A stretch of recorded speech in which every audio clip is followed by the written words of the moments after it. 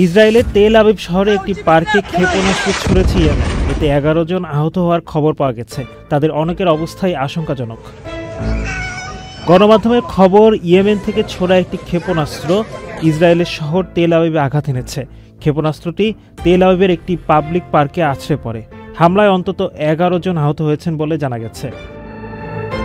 তবে এক্সের একটি পোস্টে ইসরায়েলি পুলিশ বলছে যে ক্ষেপণাস্ত্রটি বস্তুগত ক্ষতি করেছে, তবে কোনো মানুষের ক্ষতি হয়নি। পুলিশ ও বোমা বিশেষজ্ঞরা এলাকাটি সুরক্ষিত করার জন্য কাজ করছে। বাসিন্দাদের ঘটনাস্থল থেকে দূরে থাকার জন্য আহ্বান জানানো হয়েছে।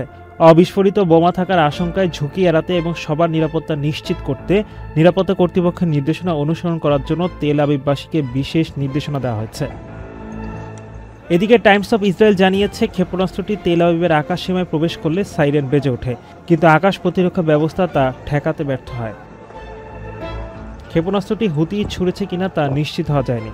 এ ব্যাপারে ইসরায়েলি বাহিনী খোঁজ নিচ্ছে। এছাড়া আরও হামলার আশঙ্কায় তেল আবিবে আকাশ প্রতিরক্ষা ব্যবস্থা সক্রিয় রাখা হয়েছে। এর আগে গত সপ্তাহ থেকে নিয়মিত ইসরায়েলের রকেট ও ক্ষেপণাস্ত্র ছুটছে ইয়েমেনের বিদ্রোহী গোষ্ঠী হুতি। এমনকি তারা ব্যালিস্টিক ক্ষেপণাস্ত্র ছুড়ে। এদিকে ফিলিস্তিনের গাজা ও লেবাননে সর্বাত্মক হামলা চালিয়ে ধ্বংসযজ্ঞ চালাচ্ছে ইসরায়েল। এছাড়া গত সপ্তাহে আকস্মিক বাশার আল আসাদ সরকারের পতনের পর সিরিয়ায় ভয়ঙ্কর হামলা চালায় বেনিয়ামিন নেতানিয়াহুর বাহিনী। অপরদিকে সর্বাত্মক হামলার সাহস না করলেও ইরান ও ইরাকেও হামলার ঘটনা ঘটেছে। মধ্যপ্রাচ্য জুড়ে এমন বিশৃঙ্খলতা সৃষ্টির ধারাবাহিকতার অভিযানে নেমে এবার আরেক দেশে সর্বাত্মক হামলার প্রস্তুতি নিচ্ছে ইহুদিবাদীরা।